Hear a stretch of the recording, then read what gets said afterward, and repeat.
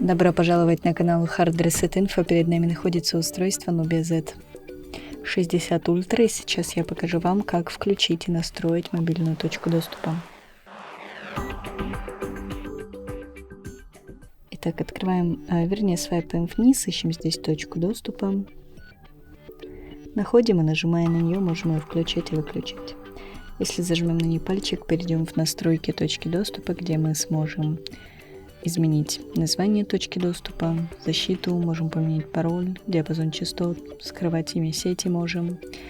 Управлять устройствами можем настроить максимальное количество подключений. Здесь мы можем также посмотреть черный список. Можем перейти в другие настройки и настроить автоотключение.